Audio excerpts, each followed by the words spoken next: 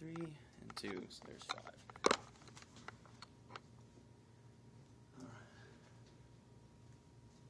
guys, thanks everybody for coming in and listening to this.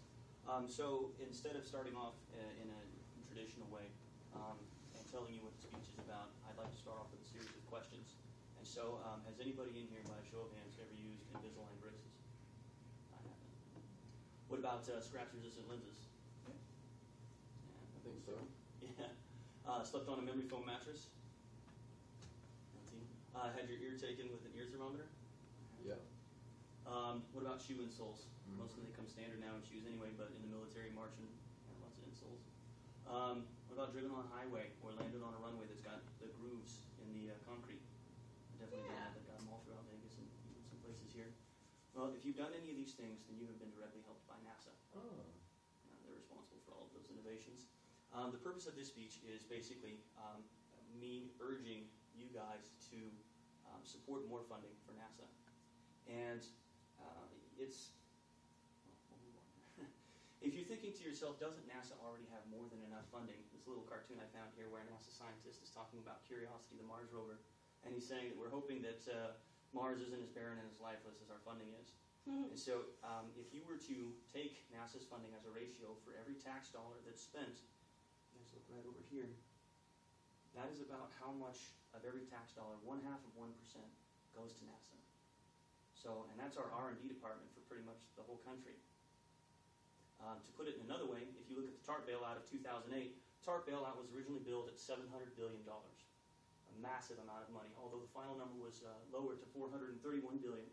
If you look at this pie chart from voltagecreator.com, you can see right down here that NASA, their budget of $581 billion, that's their entire budget since inception.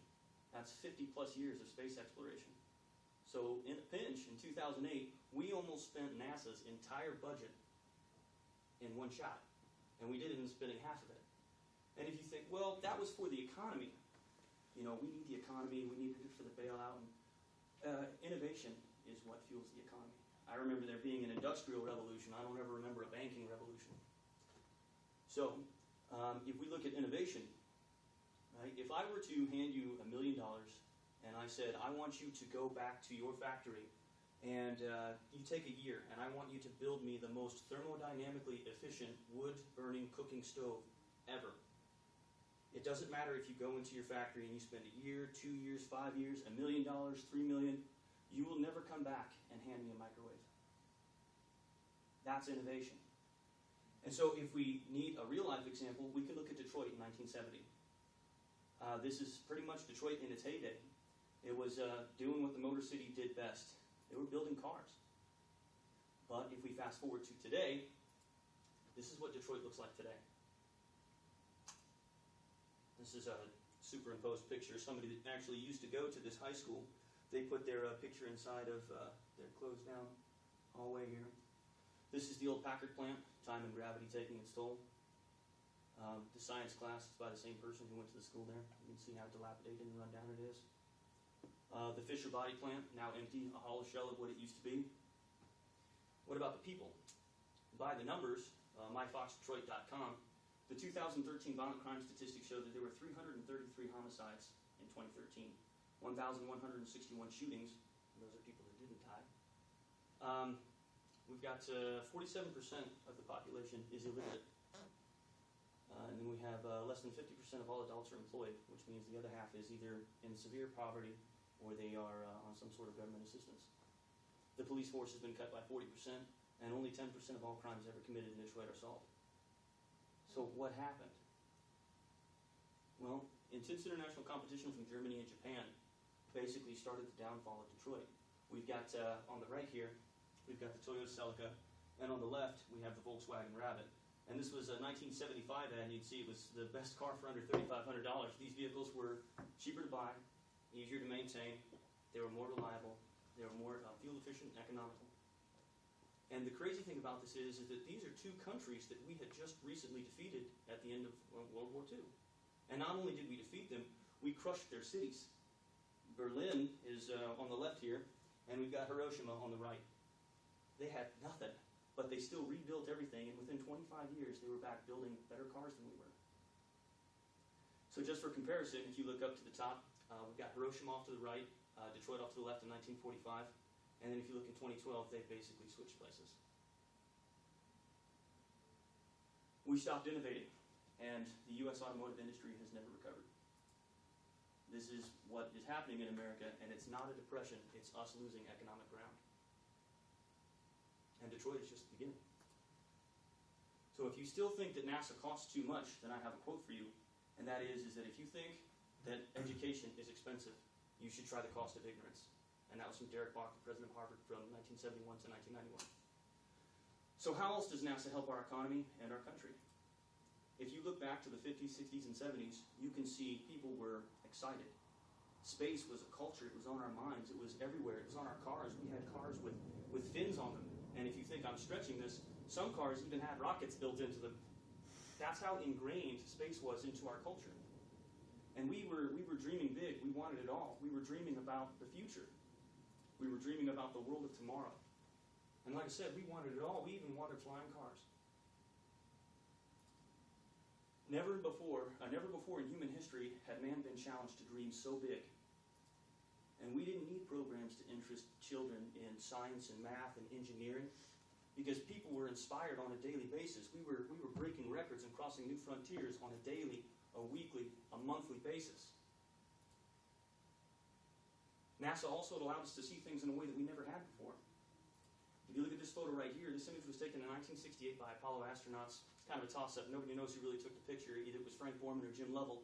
They never did figure it out because they both had cameras as they were orbiting the moon. And so they don't really know. But after this picture was published, it was a game changer. Almost immediately after you see this, everything started to change. This picture was taken in 1960, so 8 years prior. And it says that this is the new portrait of our planet. They didn't even draw it with clouds. That's how little we really understood about how we looked and our place in the universe. Also, when you look at this picture right here, you see that there are no lines, no borders, no individual states, no countries. And we started to view the world as one big planet that we all lived on. And so, right after that picture was published, Earthrise, the use of the word environment in published literature tripled. And in the years that follow, we have the 1970 Clean Air Act passed. Same year, First Earth Day. Same year, Environmental Protection Agency founded. 1971, Doctors Without Borders. Where'd they even get that name? Why didn't they just call themselves International Doctors or Doctors Unlimited? 1972, Clean Water Act. Same year, DDT banned. 1973, Endangered Species Act. 1973, same year, leaded fuel banned. 75, catalytic converters required in cars. The last Apollo mission was Apollo 19, so there was an 18 and a 19 after 17, and no, this wasn't Apollo 18. 18 launched Skylab, and 19 was a Soyuz Apollo docking mission in low Earth orbit. After 19 took off in 1975, after that, most of the advancements that we saw happening either slowed down considerably or ended altogether. Why else is NASA important? Well, most people don't really think about it, but the Earth orbits in a cosmic shooting gallery. There are asteroids and comets out there everywhere. Some of them we found and we're tracking, some of them we haven't. This is a big deal because the Earth has been hit before. We have Chicxulub crater here down in South America. This is the one that scientists have deduced, wiped out, and delivered the final blow to the dinosaurs. Not too far north from here, we've got Barringer crater. It's just over half a mile wide. Wolf Creek crater is located in Australia. It's also about the same size. And this guy here, this is a Pingali crater up in Canada. This thing is over 2 miles across. I know you know how big 2 miles is, but just for clarification, there's 1, 2, 3, 4, 5, 6, 7, 8. That is the Empire State Building. So whatever hit there must have been pretty big. But even small ones can be devastating. NASA.gov reports that even a 33-foot wide asteroid typically has the kinetic energy equal to about 5 of the bombs that we dropped on Hiroshima. Apophis, the asteroid, gave us a scare back in 2004 when it was projected that it would hit in 2029. Apophis is 1,000 feet across, giving it the kinetic energy of 65,000 atomic bombs. We need more funding in order to find these things and to track them, to figure out whether or not they're going to impact or pass by us, damage our environment, or wipe us out altogether. And even then, even after we do spot them, what are we going to do about it? The best defense that we currently have are designs on paper and computer simulations. And that's not really much of a help, though. The dinosaurs know all too well what can happen. This little cartoon here of a dinosaur appealing to the Senate saying, "My fellow dinosaurs, the time to implement an asteroid defense plan is now." And of course, we know how that worked out for them. But will we be prepared? But finally, let's look at some numbers here. We've got 1. 1 is the number of hours, so 1 hour is how long it would take to drive from the surface of the Earth to space if you could get in your car and drive straight up. It's about 62 miles. Space begins above the surface of the Earth.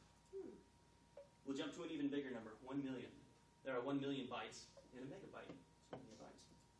1 million is also the number of Earths that you could fit inside the sun if you stuffed them all in there. That's how tiny the Earth is and how big the sun is. Even bigger number here, 100 million is the number of miles from the Earth to the sun. Which is crazy when you think about that, because light only takes about 8 minutes to cross that gap. 100 million miles. 1 billion. If you were to count to 1 billion, and you were to count 1 second for every number that you crossed on the way up to 1 billion, it would take you 31 years, 259 days, 1 hour, 46 minutes, and 40 seconds. So just before you turn 32, you will have lived out your billionth second on the planet. 1 trillion. The height of a stack of $1 bills, if you were to stack them one on top of the other all the way up, would be 67,866 miles high. A little over 1/4 the distance from the Earth to the Moon. Also, if you take 1 billion and increase it by a factor of 10, you get a trillion. So 1 trillion seconds ago is 31,000 years ago. So 31,000 years ago, or 1 trillion seconds ago, somebody painted this in the walls of Lascaux in France. 100 quadrillion is about the number of all sounds and words ever uttered by everyone who has ever lived. Now 1 quadrillion and 5. 1 quintillion is about the number of grains of sand on an average beach. And this number here, this one's the most interesting, 1 sextillion. It's 1 followed by 27 zeros. That is the number of stars estimated to be in the universe. Don't you want to know what's out there? Yes. I do. And only NASA can take us there. It needs our support now more than ever before. And we need NASA more than ever before. We need NASA to innovate, to imagine, to help us push to the next frontier, and to inspire us. That inspires me. This definitely inspires me. Very good. I want to see an American flag on Mars. This speech was heavily influenced and inspired by Dr. Neil deGrasse Tyson. As most of you know who he is, he's the host of Cosmos. He's also director of the Hayden Planetarium in New York. An unimpeachably brilliant guy. And that's actually me. That's not photoshopped. That was actually me at Wright-Patterson Air Force Base. So, Where is that? Wright-Patterson Air Force Base. Oh, cool. So that's it, guys. Woohoo. Thank you. Yay. I'm going to go donate to NASA. It doesn't say yeah.